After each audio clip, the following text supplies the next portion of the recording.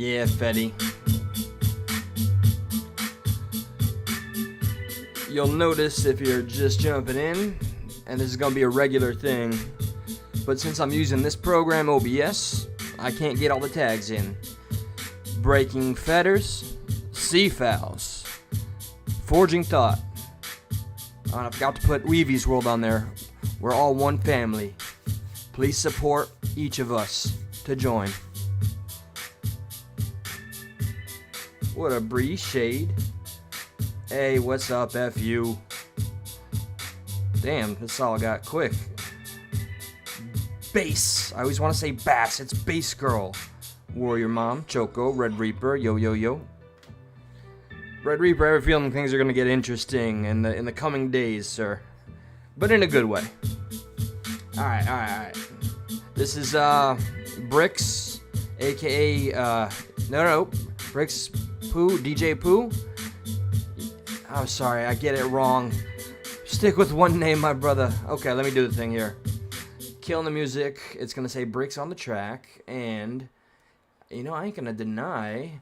There we go. I'm not gonna deny. I still, even to this day, I'll feel a little bit of anxiety before I hit that live button. I've been doing this for years now, almost 4 or 5 years. That's including the original show to present. Let me just say one thing right. Let me see what if something's gonna get interesting. Whatever it is, you know what? Anybody that comes in to do anything or disrupt anything, bro, it's gonna flow. I leave the discretion to the mods. I truly have learned to not let shit bother me. Okay, the clarity. By the way, 18 or 19 days, I can go look at my own community posts and see for myself how many days I've been sober. It's, I think 18.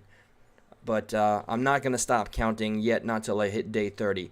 First, I wanted to start something specific. Just a reminder of priorities in life. I can't play the music because it's copywritten, but remember this, okay? Hashtag find Jamie Valdez. Let me read what had originally started there. Basically, this is very, public information, so you will find both Sean and his sister Nikki's phone number at the beginning of this video. This video has, I think, Sarah McLachlan's In the Arms of an Angel playing in the background, so it's muted. But here's the man, Jamie Valdez.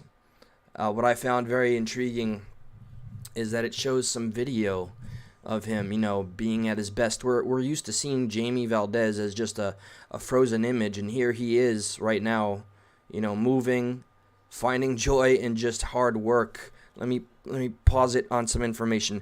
Jamie Valdez has been missing from Boonesville, Arkansas since 6/9/21. His vehicle that's June. His vehicle was found abandoned in Sugar Grove, Arkansas. If you have any information, please reach out. There is a reward for information leading to his location in the amount of $5,500. It did go up. I'm glad that GoFundMe at least did a little something. Every little bit helps. I just want to do it one more time. This is a man. This is a father. This is somebody's son, a brother, an uncle. He didn't have what it took to become an international or national story. But nonetheless, we need reminders that just the everyday American or human being is just as valuable, regardless of the demographic or anything. Last seen June 9th, 2021, about 5'10", 220 pounds, brown eyes, brown hair. There's the tip line. There's all the information. There's even a QR code. There's Sister Sister Sean. I'm sorry. And then Nikki is another individual that's taking information. So I just absolutely felt compelled to share that. Now I'm gonna jump right into some heavy stuff, I guess. Give me a moment to get a little acclimated. I'm gonna stay here real quick. I'll do kind of a mental health check. Sorry, I'm forgetting how to speak. First off, I hope all of you are doing well. I do feel that I'm getting better. I'm even learning how to deal with natural anxiety. I'm not trying to overwhelm myself. But for whatever reason, due to the lack of drinking, I'm not taking the prescription stuff as much. Remember the last time I went to a meeting and people were like, let's go to rehab. And I'm like, I don't want to lose my full-time job. So slow and steady right now, staying dry. And yeah, I've been abstaining from as much as everything as possible to get as much clarity as I can, because I really feel like I'm relearning some things. I wasn't aware of just how much I was numbing myself and keeping myself kind of just ignorant to reality. I've given up on beating myself up about mistakes made in the past, on YouTube, off YouTube. And regardless, though, if there's anything I've learned in meeting some new people with the platform and choosing to go on YouTube and putting it all out there, by the way, shout out to all of you. I see some names. OBS doesn't put the whole chat in there. So, Brennan, FU Tragedy Pimps, I am so looking forward to collaborating, and thank you for sticking it out with me, even though there's some platforms that the people that don't matter got to, and lo and behold, they're just not places I go anymore. And FU Tragedy Pimps, and the name should say it all, show some support right there too. That's an individual with integrity. Check out the content. She's here with a purpose and a reason, and I'm here for it 100%. I'm looking forward to joining her on panel, on here, there, wherever, to do what it is we do. C. Fowles, the Carney, who his name is just atted without the link. OBS doesn't link things. Shade Darker is just a brother from another mother. Cheryl, and I've already said, Sean, always so formal, sir. I always look at you as a man in a suit with sunglasses on, a la Men in Black. So, okay, and the thing that I've learned with going on other platforms and meeting other platformers and seeing how YouTube, I made a prediction talking to my father, and I've been thinking this for a while, so hear me out real quick, and then I'm going to get right into the 3 or 4 topics in as much condensed time as possible, engage in the chat and all that. I guarantee, and it's going to sound pretty, maybe absolutely crazy stupid, but I don't think it's far-fetched given how social media and the internet has impacted the mass psychology of the human condition. I totally believe in the near future, give it a year or two. What's up? Live Freedom. I got it right this time, Warrior Mom, Bob.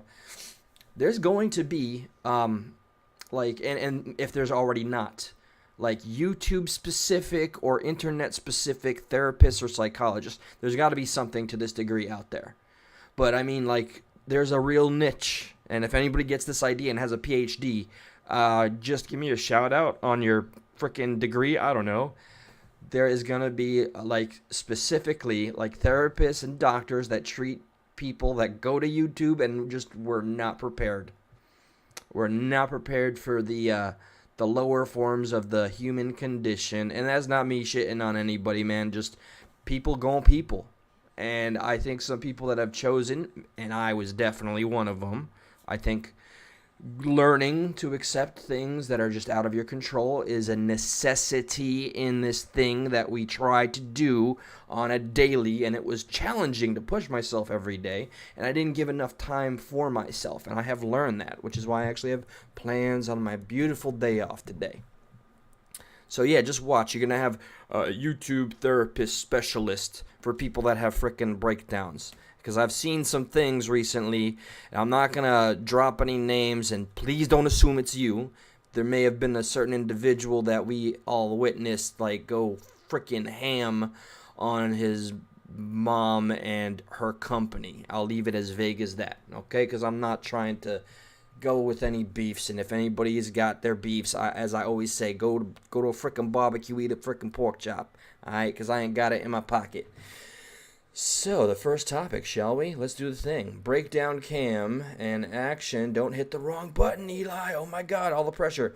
So, this is not really gonna... Oh, alright. Do I start with the local story or the big story? Let me go a little big, and then I'm gonna drop it down small. Alright, this has been on my mind ever since I've been hearing it on the mainstream. And have you guys been hearing... and I'm gonna be watching the chat for this one, because I'm intrigued on how much the American people and people like Bass Girl which is outside of the American country, outside of the United States, are aware of some of the things occurring that are becoming problematic. And I hope, look, politics gets you in trouble, right? I'm going to say something that's going to upset somebody. Just know these are my opinions and my opinions alone. And I do look forward to the feedback, whether it be agreeable or disagreeable. Now, Title 42. We're going to hear this a lot. In the mainstream, you're going to hear this a lot for the midterm elections. And we should know what this is. I believe it's important. What's up, Lilith? What's up, DC Irish? My respect. Mr. President. Breaking fetters, thank you. Crystal Marie. All right, sorry, I gotta do the thing. All right, Title 42. Ladies and gentlemen, my friends, okay? This was something specifically enacted. It's been around for a while, but Trump's administration enacted it during the Rona thing, right? The thing that made people want to get poked. So, let me just read the bare... I don't want to use a namesake here. Let me just read the definition so we all understand exactly what this is. And unfortunately, it brought me to an article, but okay. What is Title 42? Title 42 is a World War II era public health order that prohibits entry into the United States if the Centers for Disease Control and Prevention believes it could introduce communicable diseases into the country. CDC officials invoked Title 42 at the start of the pandemic. I'm not going to say the actual frickin' word, which is a silly thing I need to get over, in March of 2020. It was spearheaded by the Trump administration. I don't know. There's a lot of outlets that are going to blame him. I think it was a bunch of parts to the whole that made that decision. And now I'm not bringing this up just for the safety of the public health or the American people. I'm bringing this up because Title 42 is currently, as we're all here, and we're all getting immersed in our interpersonal lives and YouTube's dramas, which is why sometimes I choose not to look into the chat, but I will for the community. But all the other nonsense remains nonsense. Article 42 is going to be stripped away by the Biden administration. Now, I don't know if anybody's paying attention to what's been happening in Texas, and I do have a clip for just that. It's out of control. Okay? The DNC, with the exception of one Democrat that is kind of... it sounds like he's flexing, like he may go independent. And I've been noticing, and this has been strange, I'm trying to make sense of it.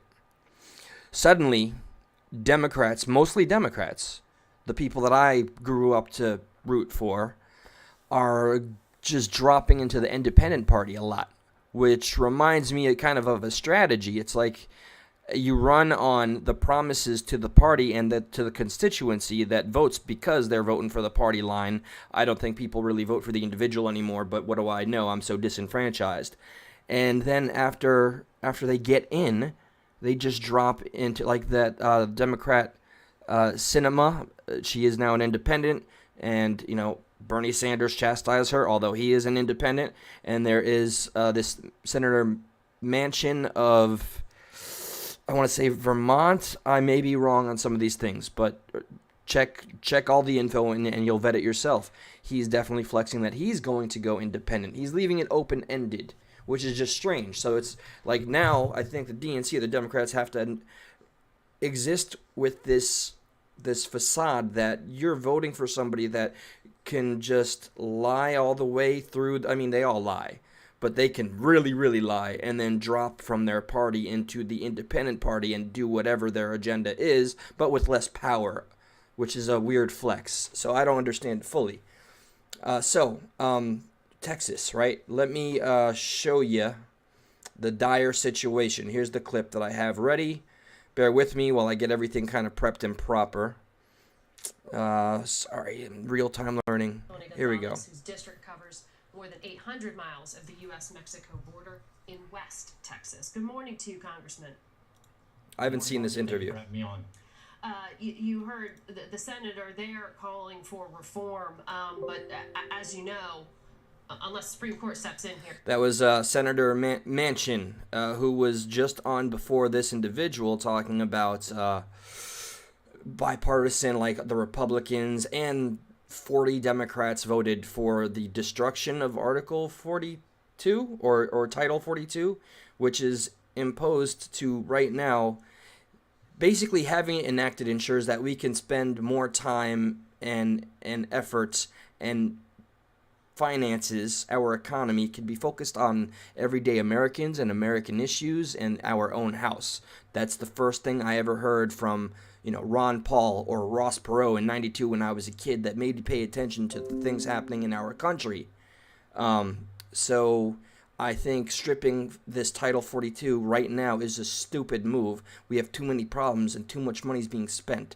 And if this thing is gone, it will be total chaos. And our money will go to ensuring the massive amount of immigrants. And I don't think a single American can say they're anti-immigration. We're a country of immigrants. But we have to know when to respect and understand and clean our own house. And I don't mean that in any other sense of the word. But here we go. All right, here's where we're at. It's going to go bye-bye because the Biden administration says so. Let me see the interview for the first time here. Title 42 is going away. What has the federal government told you is coming Queen. to your community in the coming days? Yeah, it is a dire situation in El Paso. As you know, the city declared a state of emergency. This is something they do when there's a hurricane, a fire, an earthquake. What is happening is it's a hurricane of migrants, and everyone is impacted. I represent 823 miles of the southern border. I've seen this exact play out a year ago in Del Rio is what's happening in El Paso now. I was just in El Paso. Oh, and I can't stress enough, like, mods community, if there's a troll pops in, man, like, don't even waste your breath. They don't matter. They don't matter.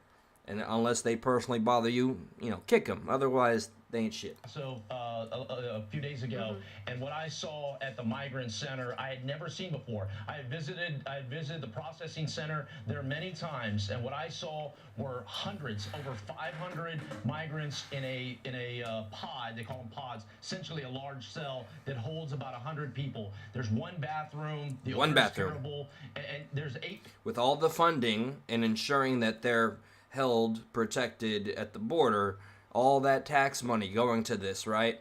They got one bathroom. I mean, I'm just pointing out the little semantics here, but do go on. Let me keep on making this a learning experience. What's up, Slim? Pods in there, and so those are the good conditions. Outside, just above the hill, there's Mayuki, Mitayuki. Sorry if I say it wrong. I would like to be able to get in touch with you a little better. Please email me, progressivepatriot44@gmail.com. All right. Just want to be able to speak to you. I know you've been going through it. We're family. a little over 1,000 migrants waiting in outdoor conditions. Not to mention the people that are waiting by the bridge and elsewhere. It's a very dire situation in El Paso. I just want to say to our viewers who are just looking there at video that you provided to CBS that I believe you shot inside those facilities, and we are relying on that cell phone video in part because CBS News and other... Sorry for the frame rate. I have a lot of things open and things crashing in the background. Bear with me. But I do want to mention we had to rely on this. This is not the senator, I think it's the governor. I didn't get the information, but he had to take cell phone footage. Why are we relying on cell phone footage to be the thing to get us these kinds of images and information of where our tax dollars are going? This should be widely known that migrants are I guess, in this condition, and that it's as bad as it is. They should not have a PR program occurring to do damage control. The truth needs to be available to the public. We all care. We're invested, and our tax dollars goes to fund these kinds of situations and scenarios. So back to the interview. Other media organizations have not been permitted to film recently inside those facilities.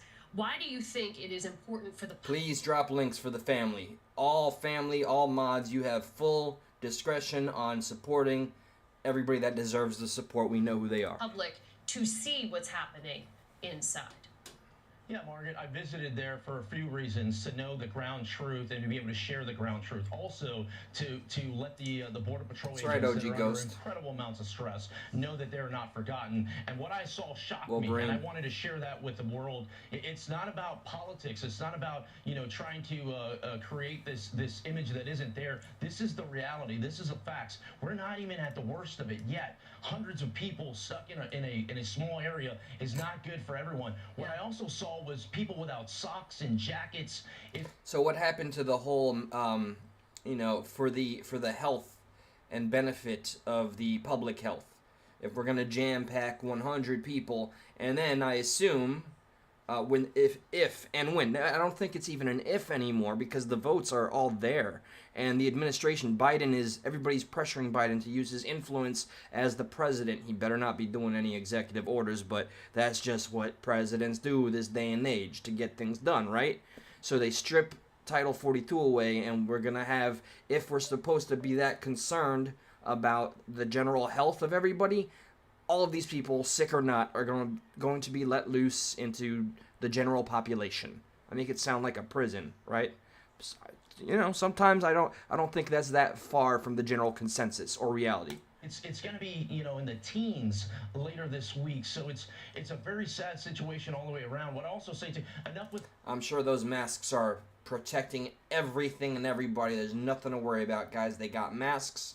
They're not socially distanced. Oh, he doesn't have a mask. Whoa, look at that. Somebody wasn't set up for the picture properly. Someone's losing a job. The finger pointing. I don't care how we got here. How do we get out of here? And there's some things that the administration can immediately do to alleviate this stress. Yeah, look, the Biden. This isn't the first time an administration has had a crisis. I would like him to answer that. He proposed the solution, or that he at least is aware of one. So, like what? Very simple softball question.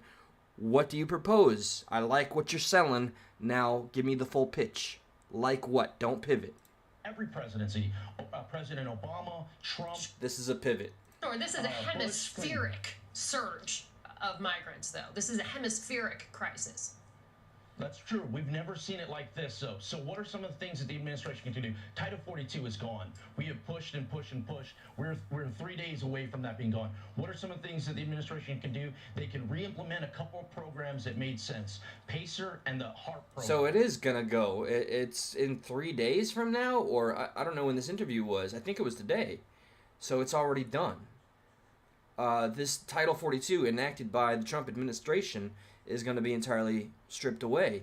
So I guess COVID's not a big deal anymore, but we have to listen to 20 commercials about getting a booster, and I don't know, the mask thing. Half the population is one way and the other half is the other way. Divide, conquer, man. First we were mad about who you voted for, now we're mad if you wear a piece of cloth on your face or not. But anyway. That's essentially having immigration judges at the border, meaning you get your asylum case heard in days, not years. And if you do not qualify for asylum, you get returned back to your country of origin via repatriation flights. You turn that process back on, where there's some enforcement, and all of a sudden the stress gets down. I worry if that doesn't happen, we may be shutting bridges down. The city of... I am Dave. El Paso produces $138 billion worth of trade. You shut down 1 day of that trade and commerce, that's $60 million. It'll impact everybody, not just those that live along the border. So the Biden administration is asking Congress for $3.4 billion to prepare. Don't worry. Oh, $3.4 billion, right? Just peanuts. By the way, the next one is going to be a little closer to home, I promise. I just wanted to cover something that I believe is important. That this entire thing was started with all of us to take the big issues, all right, where we can put apart and aside our differences and just focus on what would be a divider. This should not be a divisive thing. I think just having our own house in order and tending to our own backyard should be a priority of every American. We are not in great shape, and I don't think having $3.4 billion spent on ensuring this process to... I mean, I know how it sounds, and I'm just going to sound like a certain side, and I don't want to do that. I don't want to be that, but I cannot care about the optics. I feel we are not in a great position to be helping thousands upon thousands, I don't know what the actual number is, but it's pretty damn high, people with our own tax dollars. We got our own problems. 7 million Americans are unemployed. Off the top of my head. Prepare for this surge. Do you think this will happen? Would you vote for it? I think it's needed. I think it's absolutely needed. But throwing money at a problem does not solve a problem. You can have an unlimited amount of soft-sided facilities. The problem is enforcing the laws that are already on the books. I'd also argue the bulk of people that are coming over are just trying to live a better life. I get that. They're coming here for economic opportunities. But that doesn't qualify for asylum. Going back to immigration reform, I would love to have a conversation with the administration to work through something. We don't see too many bipartisan conversations with the Biden administration, do we? Mitch McConnell, I know, I don't want to be wrong about this, so maybe I should just hold back. But I know Senator Manchin signed a bill with the Republican Party and 40 Democrats, and I forget what it's about. So instead of spreading what could be misinformation, just let's look into this, huh? Work visas make sense to me. Pathway to citizenship, amnesty, that is dead on arrival. What people have tried before has no chance of working. You got to start and build out from there. Okay. I hosted the president in Uvalde and 6 months ago, and I asked him, Mr. President, I'd love to visit with you about the border. He agreed to it, but yet I've yet to have that conversation with him. Well, you're putting your finger on the need to get bipartisan legislation done, but I got to be honest with you, a lot of your fellow Republicans are not talking that way. In fact, there's calls, as you know, to impeach the Homeland Security Secretary. We had Michael Chertoff on this program, the Bush-era Homeland Security Secretary recently, a Republican, who said this was a political stunt, a waste, a performance on impeachment, never going anywhere. How do you defend your party prioritizing impeachment when you're saying it is dire crisis in need of substantive legislation? Certainly. Okay, that was interesting. So, prioritizing the very popular American general opinion, I think. I mean, I have found the elements and pockets on the internet where Biden voters are proudly stating that they are Biden voters. They exist. It's not a myth. I don't, regarding the amount of them is a whole other thing. But the more blue states and, finding little stand-up comedy channels where the comedian is more liberal, it's there. Crowds applauding Biden. So I've finally seen it. I probably sound like a frickin' quack right now, just talking about how I just couldn't imagine, but it's there. Just look, Stephen Hofstetter, he goes all around the country, and it is quite liberal in some places, unlike my reality over here where I'm at in Florida, and most of the people I kind of vibe with on YouTube. But just planting that seed. So I think, how do we combat wanting to remove a shitty president for being nothing but compromised and crappy, in my opinion, maybe in generally ours, and then focus on an issue like this? Why can't we do two at once? When did we become a one problem at a time country? Didn't we defeat two countries in World War II? I mean, I'm not trying to be hyperbolic here, I'm just saying. This is legislation we're talking here. Why is it one thing at a time all of a sudden? You have to secure the border. It's very difficult to have the conversation on immigration reform when the border is not secure. But I also say I've hosted nearly 100 members of Congress these past 2 years. I asked you about impeachment. Impeaching Mayorkas or yes. president or elsewhere? What Republican leadership is talking about prioritizing? Yeah, I think that's hearings are gonna absolutely take place. Lilith, whatever it is, it's always your fault, okay? Accept it. And where that leads us, who knows? But I take impeachment extremely serious. That is a case of emergency, break glass. But impeachment, that's a long process. The city of El Paso needs help today, not a year from now. Well spoken as a representative of El Paso. That's what I like about DeSantis. He prioritizes Florida. Even when people are talking about how he's going to run in 2024, which I don't know where that's at. All right, Congressman, good luck to you and your community in the coming days. We'll be tracking. everything. Yeah, you do that. Track everything and try not to regurgitate it. So, yeah, this whole huge protection enacted in World War II and reenacted, and the nail was freaking smacked down when the Trump administration was in power. It's apparently already voted and gone in 3 days' time. El Paso is going to go through, as the lady called it, a surge, and I don't know what that means for our economy. I don't know what that means just another thing to be concerned about, I suppose. All right, so some things that I picked. This is disturbing.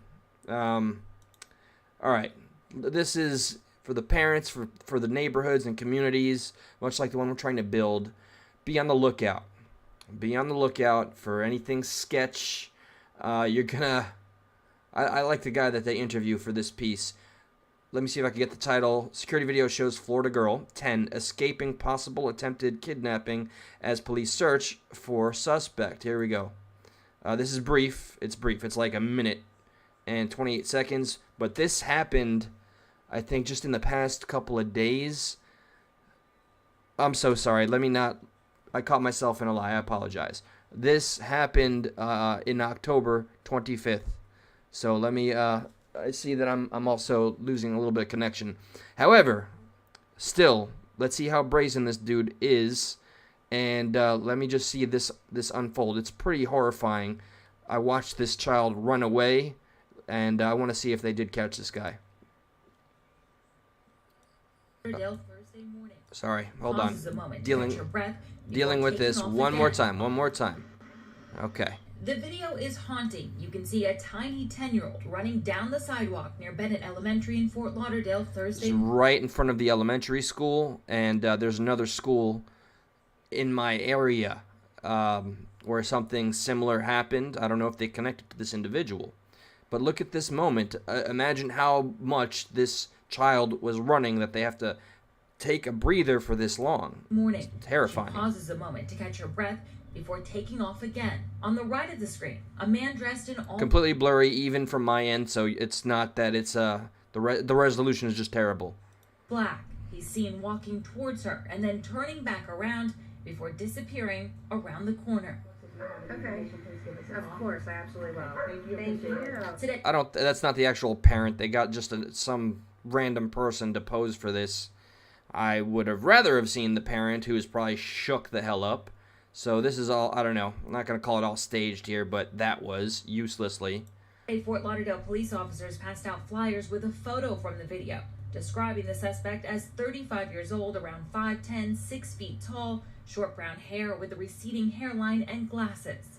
I think it's really scary that it's so close to Little home, slender man looking motherfucker. It's a lot of families in here. He was seen in a black cargo van with possible damage to the rear taillight. Police say the man made 2 attempts, 2 days in a row. Jesus First H. in that black van, Sunrise offering middle. candy, and then on foot. Both times, she got away. Looks like a chomo, doesn't it? Check out this guy. Somebody has to go through, the procedures of trying to lure kids in by giving them candy. I mean, that's a sick individual. Police say seconds before you see her running, a passerby noticed something was off and stepped in, telling the girl to run and alert police. I want context on this. A passerby noticed and stepped in and told the girl to run. I hope the passerby did more than that. Didn't just go, "Hey, run!" Get out and do the neighborly thing. There's a Slender Man looking piece of shit right there. Is he wearing gloves? White sneakers. Damage to the rear view of the vehicle. Okay. Neighbors say if he comes back, they'll be watching. I like this guy. Catch up with him sooner or later. Somebody will see him. Homeboy was like, "Yo, man, looks like a chomo." So let me see if there was any kind of update real quick. The next morning, nothing. These incidents are a great concern to us. We need your help finding the person responsible. No update offered. So I guess I would have to do my due diligence further on this. That's all I got for that. Now moving on to the next. All right, just chopping them down. I have done a little bit of the research, though. Apparently, I don't understand how these things are connected or conflated, but in lieu of the pandemic, child abduction has gone up. What is the reason for that? What is the direct reason for that? Is it that people are? I don't understand the connection. What has changed so much in our day-to-day living that now child abduction is higher than it was pre-pandemic? Can somebody connect those dots for me, because I'm at a loss? People are staying home, or just, well, people get to wear freaking masks everywhere. It's a normal thing now to walk in a place of business with your motorcycle helmet.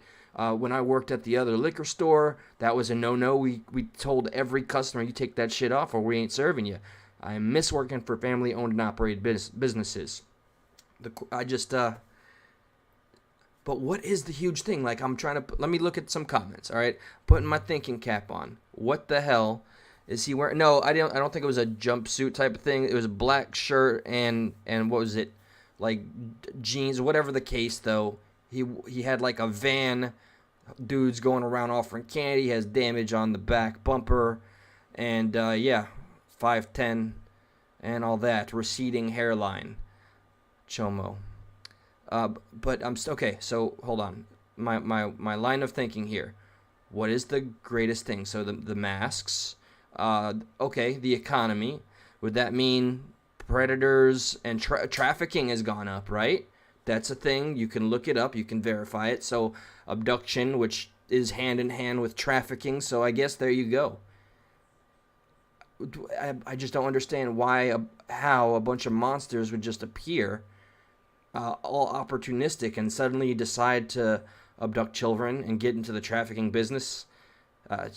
So that's a whole topic that needs to be dissected, I think, by people much smarter than I, professionals looking to the psychology and the impact of that entire pandemic and what has happened before and since. Because things are different. It's a different country. It's a different world entirely. And it freaks me out.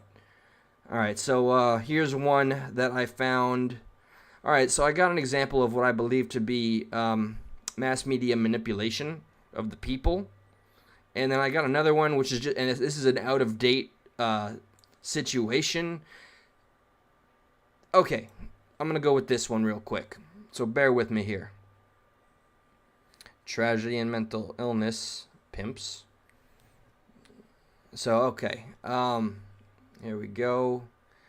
Grandfather of teen. Okay, so the headline, this is not bullshit. This is the real headline. This is a real scenario, and it's mind-boggling. But, truth be told, this was rewritten and put back into the, the blogosphere, the internet, because of, I just think how ridiculous this thing is. So, grandfather of teen killed by homeowner's son during burglary claims AR-15 made fight unfair. Okay, the grandfather of a teen who broke in to an innocent family's home and was trying to steal things, okay? What comes to mind? Stand your ground law, perhaps? Oh, sorry, you guys are only looking at my frickin' face. Let me do the breakdown. Here we are. Okay, so back at it. We are republishing the story, which originally made the news in March of 2017, okay?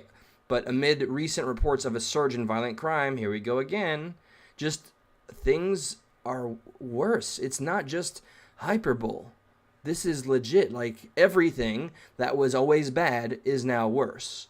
And don't forget, it's a dead horse, but I say it every time, our own freedoms were taken away from us or regulated and then given back to us slowly like a slow drip. And we were expected to thank the powers that be for giving us the freedom we always had back. So just everything's dystopian, man. Nightmare. This is a freaking nightmare. So the grandfather of one of the three teen suspects unalived during a break-in on Monday has spoken out for the first time. Leroy Schumacher, the grandfather of 17-year-old Jacob Redfern, believes that the deaths of Jacob and his friends, the whole kit and caboodle, was not necessary. Don't break into houses. Don't break into other people's homes, man. The home is your castle. It's your sanctuary. It's your haven. You expect, rightfully so, to be safe. We work our ass off. You come in. That's the definition of, FAFO. He said what these three boys did was stupid. They knew they could be punished for it, but they did not deserve to die. Stupid games will get you the worst, most permanent stupid prizes. I don't mean to sound unkind. I'm sure I'd sing a different tune if it were somebody related to me that was younger. But as a society, there has to be a general understanding that if a crime is committed to a certain degree, I don't know, were they armed? You know, none of this matters. You broke into my home. Okay, so, not trying to get my own bias into this. On Monday, Redfern 19-year-old Maxwell Cook, 16-year-old Jake broke into the Wagoner County home where they were shot by the homeowner's son. Schumacher stated that his grandson, who never got into trouble, didn't stand a chance. Well, you know, have you ever taken a, me versus the bullet test? Because it ain't going to go your way. Why would he stand a chance? Okay. Brass knuckle. Oh, they went in with weapons. So they had melee weapons. So they were prepared to do some damage to get away with this crime. So that already paints a frame of mind, but I'm not trying to pussyfoot around this and present it in a way where people can stomach this. I'm just, you went in there, these kids, these individuals, criminals went in there with weapons. I don't think much more needs to be stated. Brass knuckles against an AR-15. Come on, who was afraid for their life? The homeowner, who was probably resting peacefully before they were awakened violently by three morons with weapons trying to burglarize them in their own home. And in this case, the son protecting the family. Following the shooting, Wagoner County deputies arrested the alleged getaway driver, 21-year-old Elizabeth Rodriguez, a real winner there. Schumacher said that he believed Elizabeth was the ringleader, and investigators revealed that she'd admitted to planning the crime, so here's an adult. The whole fair fight nonsense, that's just headline bullshit to make us somehow take our Second Amendment and put it on a frying pan and cook it until some higher authority or powers that be make the desensitized population start second-guessing our own amendments and freedoms. Again, just a popular ploy done by the powers that be. This should not even be about a fair fight.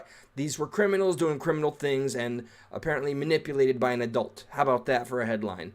Schumacher said that he believed, yes, the ring. Okay, the shooter was not charged with the crime. Good.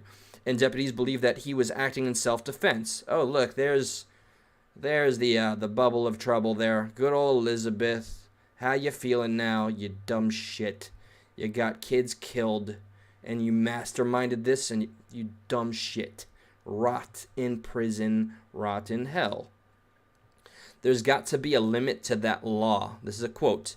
I mean, he shot all three of them in his home. He was protecting his home with his weapon. All of this is on the books here. By the book. There was no need for that.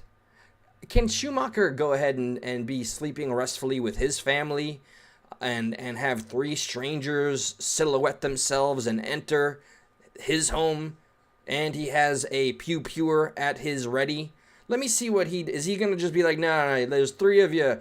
This ain't fair. I got too many rounds. Let me just go toe-to-toe. Hold on, guys. Hold on. Let me turn the light on. Let me size you all up. Wait, how much do you weigh? How old are you? Do you have any formal education? Oh, I can't shoot. I can't pew you. I can pew you. I can at least pew you in the foot. Oh no, you're gone. You gotta go. Okay, no. Around the room. Okay, how about let's all just have some Cheetos. How about that? Yeah, that's exactly how it would go, bro.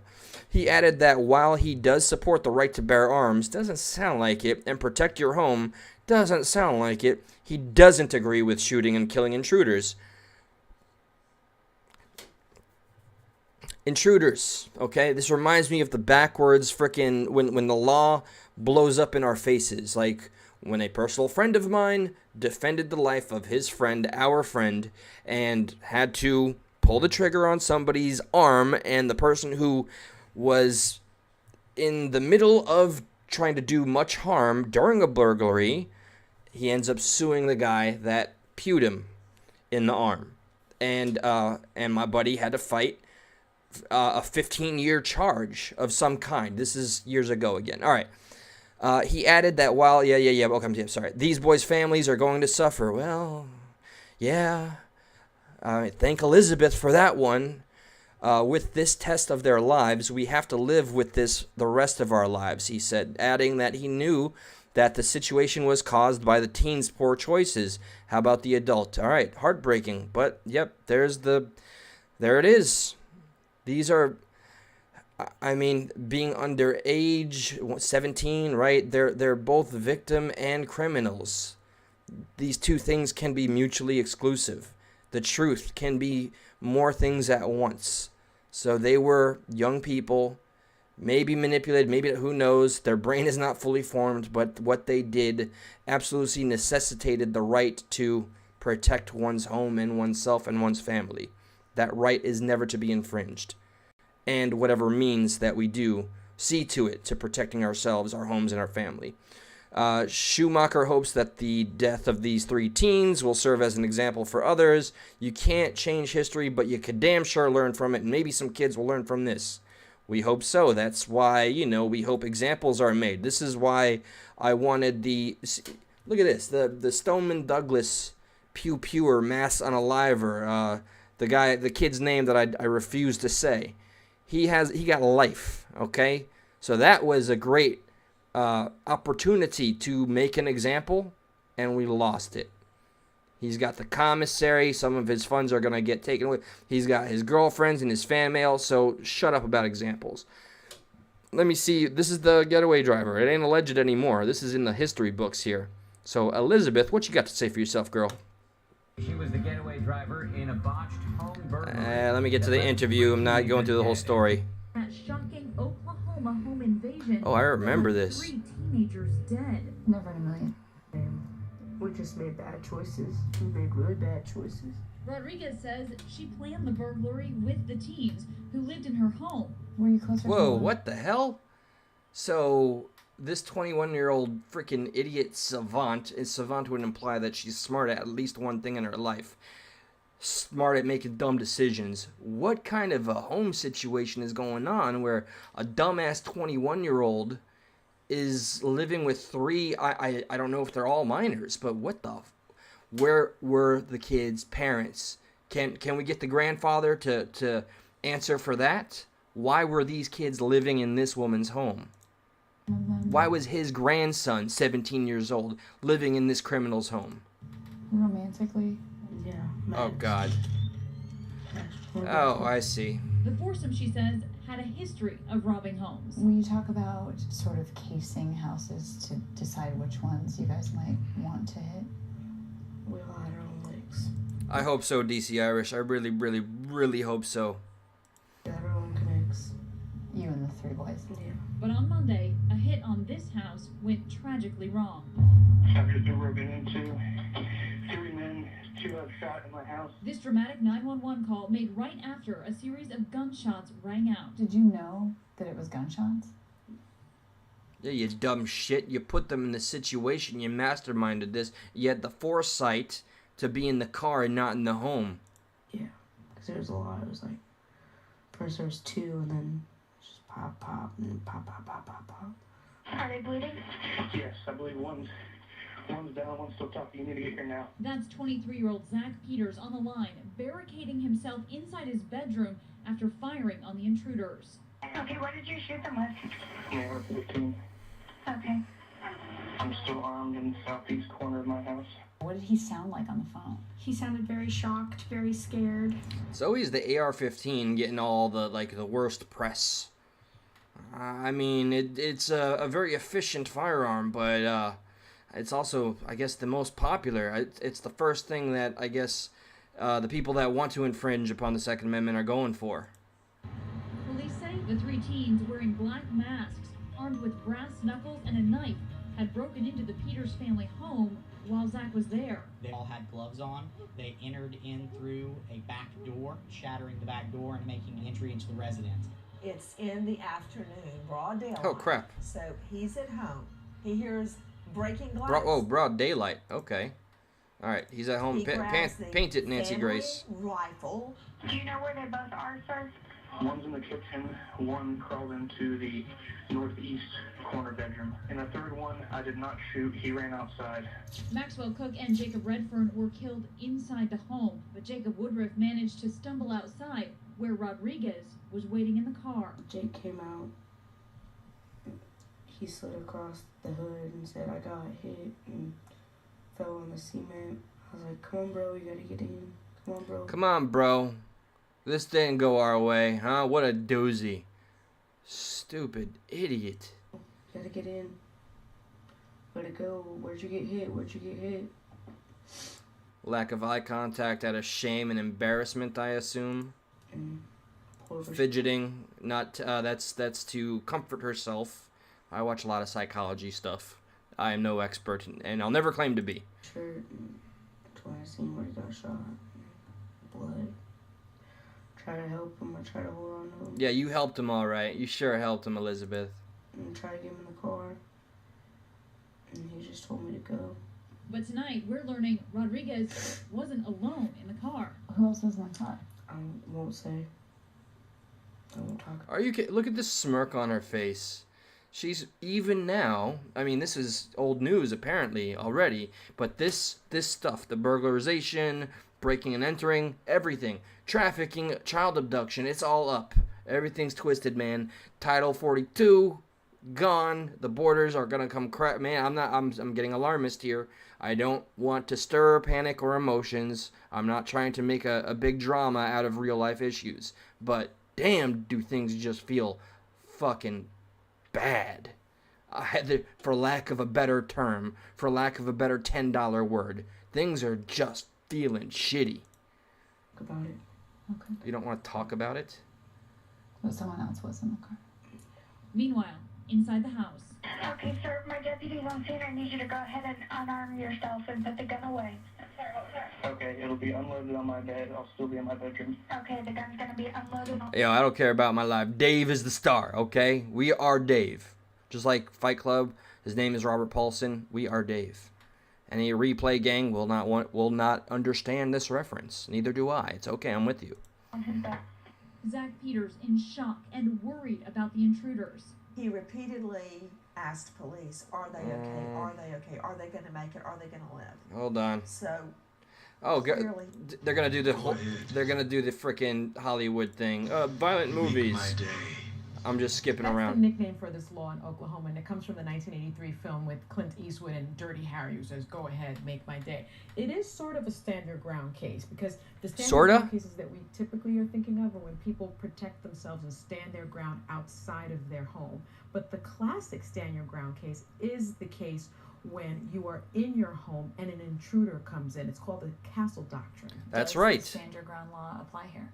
Well, we're going to take the facts when it's presented to us, and it's a complete investigation. Yes, it does. Moving on. But they did not deserve to die. Jacob Redfern's grandfather says the boys paid a terrible price.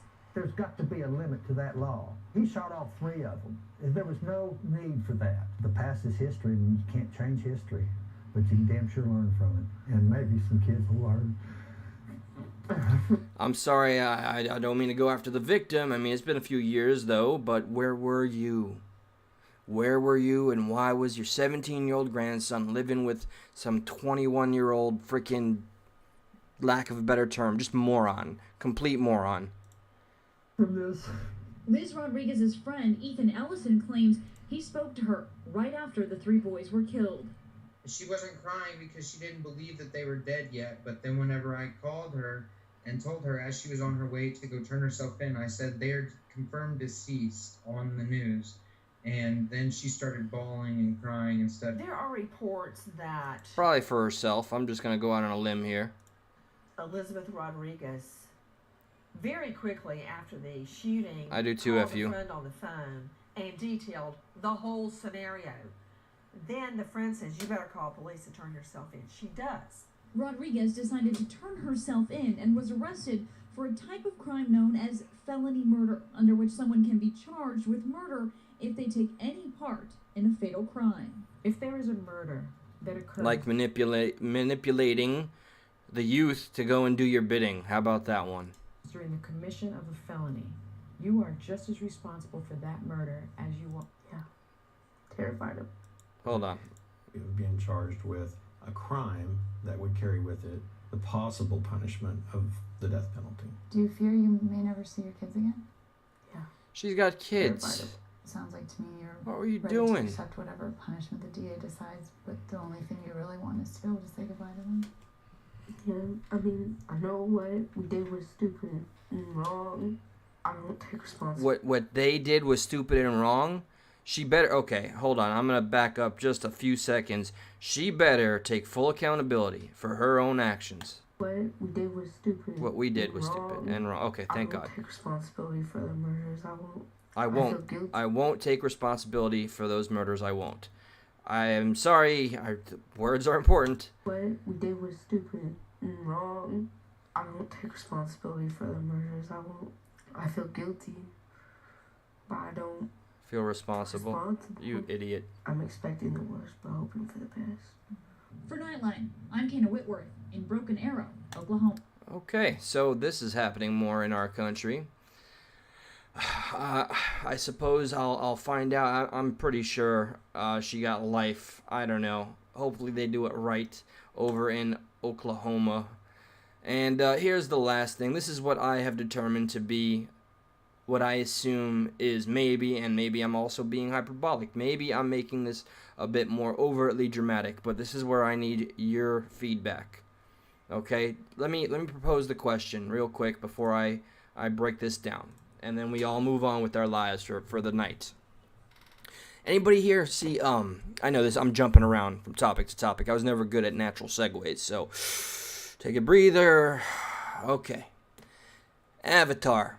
Now, when that movie came out, okay, the first one, I was still an opiate junkie addict. I remember I was there, the 3D goggles were on, I was with my girlfriend at the time, and high as a kite and nodding in and out, okay, but, despite that little personal anecdote, do y'all happen to remember anybody, like a massive movement of people on the internet?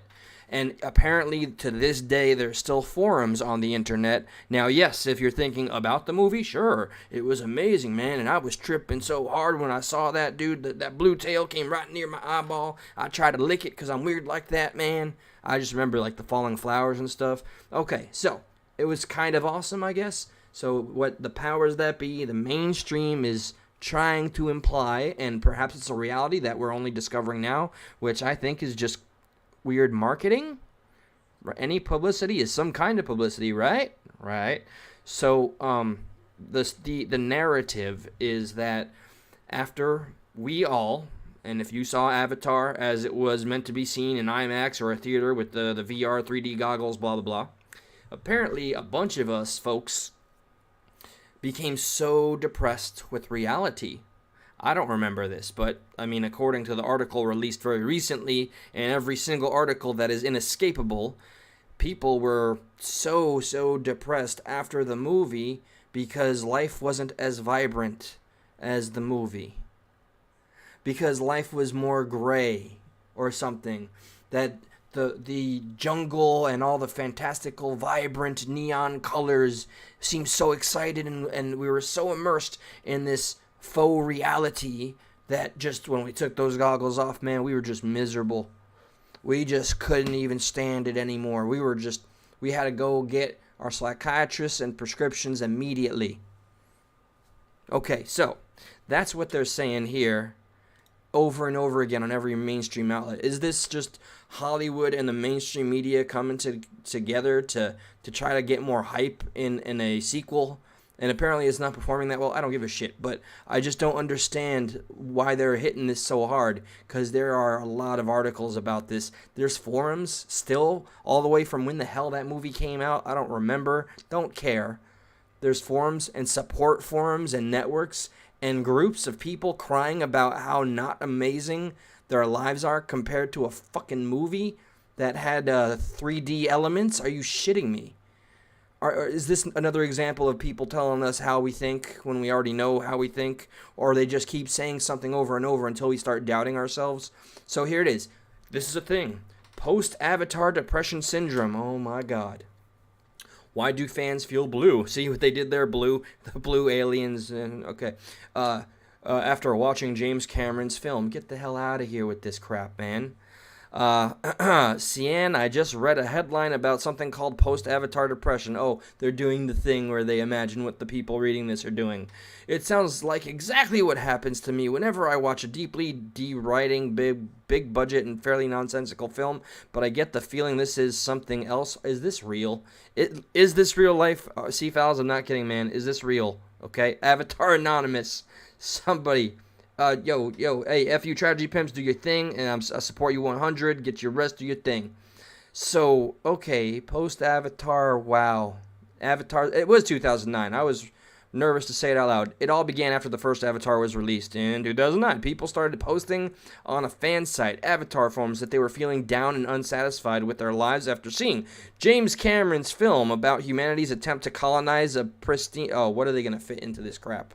A pristine planet called Pandora, home to a blue humanoid race. Humanity seemed out of step with the natural world.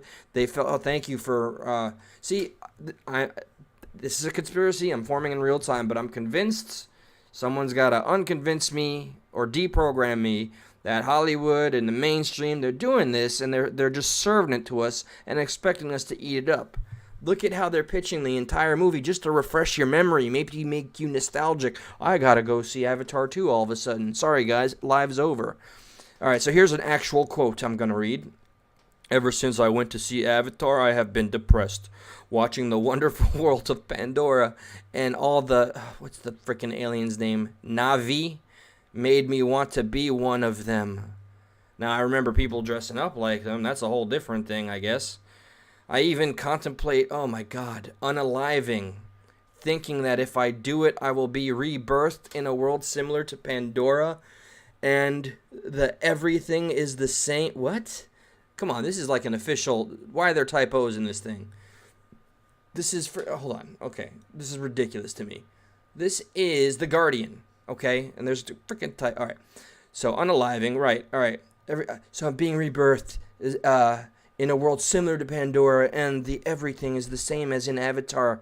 Another asked, are there other people out there who think humanity is going south? Well, they know how to pinch on the nerve. I can't believe this crap, man.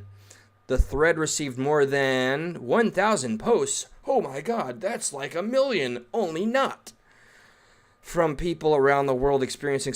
So they're trying to paint 1,000 as a big number this day and age? Jesus H. Okay, 1,000 posts from people around the world experiencing similar feelings. It became so popular that a second thread was created for more room, and the discussion spread to other fan sites. It was picked up by the media in 2010 and eventually labeled... oh my god, why am I... Pads. It's called Pads. It's a thing. It's there. It's right there. Eventually labeled post-Avatar depression syndrome. And in parentheses, PADS. Pads, dude. Oh, man. Yo, I got a bad case of the pads. I think they have something for that, Charlie, but it's not meant for you. You don't talk to me about my pads. I want to be blue. I want to dance. Play with my tail. Wait, what do you mean labeled? This isn't a DSM level diagnosis, is it? What are we doing? What is happening? The most important thing is that the feelings people experience are very real. Okay, way to hit it home there. Great job. And often very troubling to them. But no, PADS is not a medically recognized condition. You silly. Now go get help if you believe it is. You frickin' moron. The media is just making a whole damn article and spectacle of itself with an acronym, PADS. But it's not real. We're telling you something is there, and it's a thing, but it's not a thing.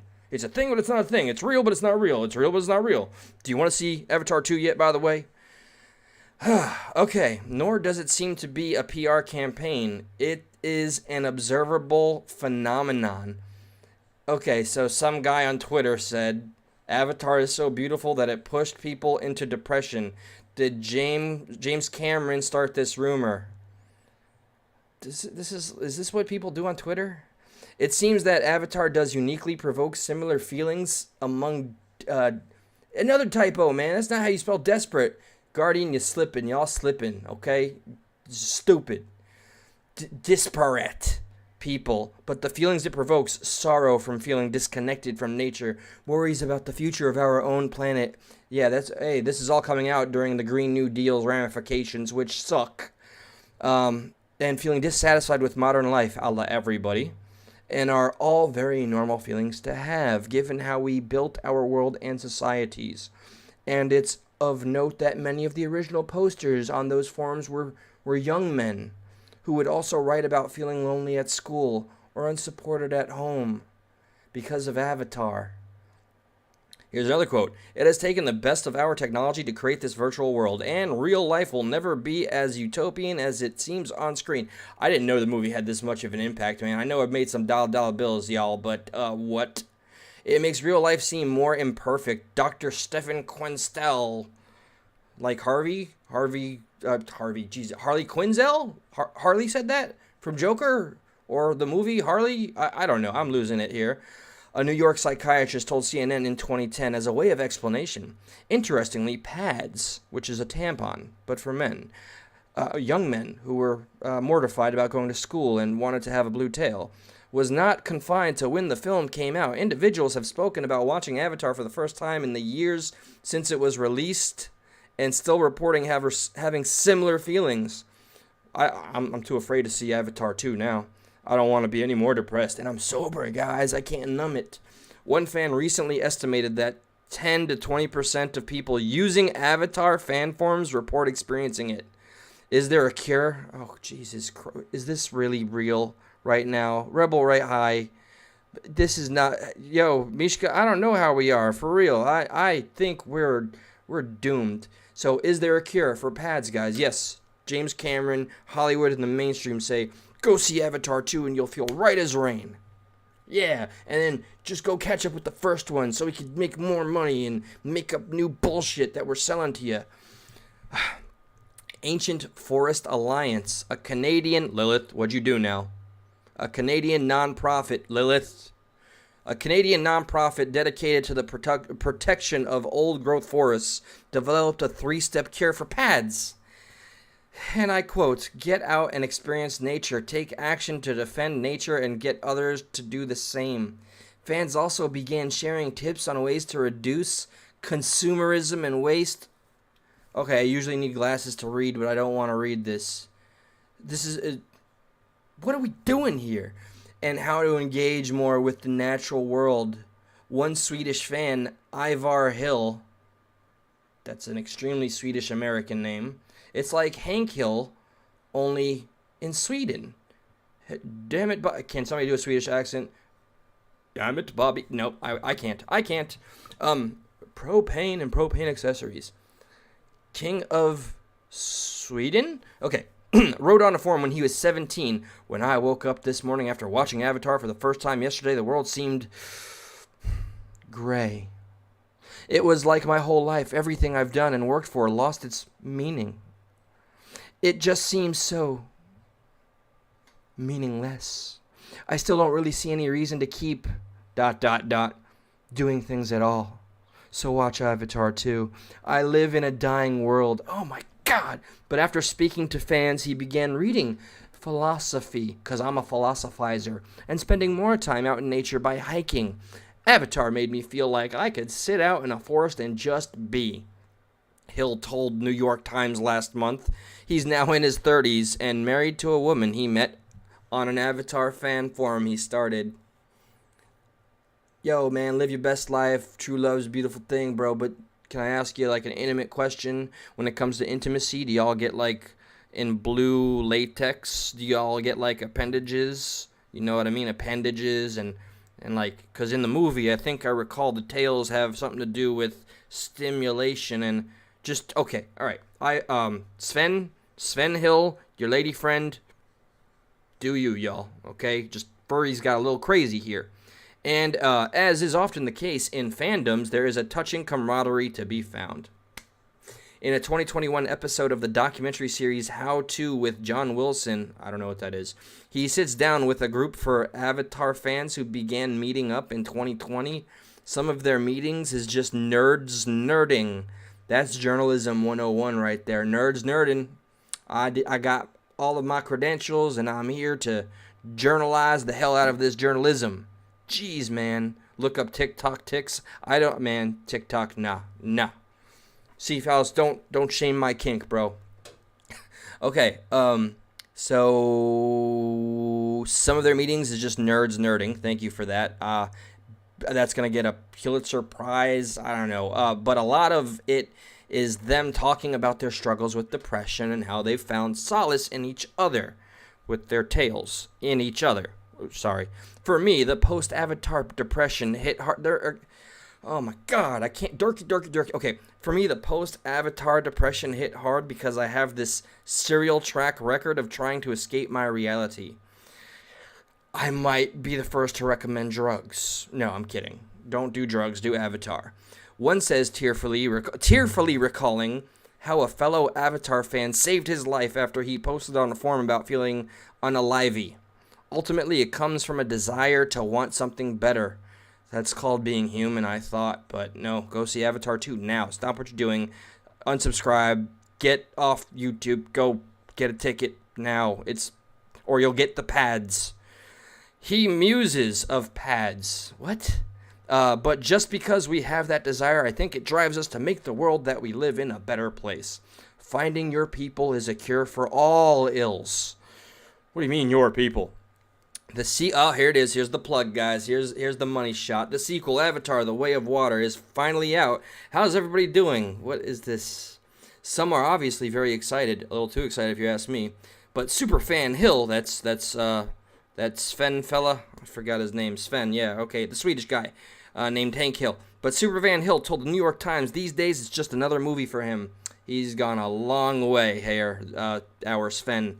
It's going to be really interesting to see, but it's not like I'm counting down the days or anything. How many days? It seems that even for the big fans, or have we been talking about a little fan here? It's a bit weird having a sequel out for a 13-year-old film described as the most popular film that no one remembers. You said it, guy. But who knows, maybe Avatar: The Way of Water might provoke a burst of ocean-saving activism. Okay, I now have, what's the acronym for it? What is it? I have post-reading that bullshit article depression. I have, TAHC fucking dude, I can't anymore. Okay, so we've covered a threshold, a plethora, what is a plethora of topics here, from the border crisis and Title 42 going bye-bye. So that's going to happen. We're going to be overrun, and our tax dollars and 3-point-some-odd billion dollars on top of all the billions of dollars going towards the proxy war that is Russia and Ukraine, on top of the migrants that we can't afford to take care of, and the 7 or 8 million unemployed Americans, and then child abduction is up, trafficking is up, breaking and entering is up, and apparently I would assume violence from preventing breaking and entering, unless the good guy without the gun, the pew-pewer, whoops, that'll get by, right, doesn't have something to defend themselves, so that the mainstream won't be able to shit on the Second Amendment and try to take things that are our freedoms for one, Alex. I don't know. So yeah, how about them Yankees, guys? I don't know. So I'm supposed to go out and do stuff and live a life, but I don't know about y'all. Normally I'd say, hey, let's do well to find our unifier so we could pay attention, we could be a part of this reality, and then find those dividers and let it be an invitation to conversation, not confrontation. That's what I'd normally say. But instead I say, yo, screw you, go watch Avatar 2 right now. If you want to live in a better world, do you want to feel feelings? Do you want to meet your best self? Do you want to meet your other half? Do you want to smile ever again? Well, then go see Avatar 2. And while you're at it, go and buy the Blu-ray, because they're blue people that need saving out there to support the Blu-ray peoples called the naive. And yeah, you can't create your own happiness, America. You just can't do it. You have to rely on external stimuli. And don't get pads. No, ladies, you ladies, not guys, ladies, get your pads. But young men, fellas, don't get pads. And if you just jumped in, I'd imagine you might be a mite confused, but mark my words, YouTube therapy, it's coming. 2023, YouTube therapy. Just be ready for that. And but don't see a therapist. Just go see Avatar 2 over and over again. Keep feeding the Hollyweird machine so they can regurgitate and spit their money into the mainstream media, and they can keep on trying to manipulate how we think and feel about things, even our own basic freedoms. And yeah, the border is falling apart and the economy is crazy. We got a compromised geriatric president and administration that is just, when I say compromised, look at, Hunter Biden, China, and all that. But don't look at it, though. Watch Avatar 2. That's what's important, okay? Watch out for pads. That's all I gotta say. That's it. All right, y'all take care. Breaking fetters. Pads, bro. That's the next topic. I gotta go get some pads and watch Avatar 2. That's it. Forget the rest of my goals, hopes, dreams. Avatar 2 is gonna fix everything, and I'm gonna get me so many pads. I'm gonna get pads so hard. I'm gonna go meet Sven Hill from Swedish King of the Hill. Good night. I'm going.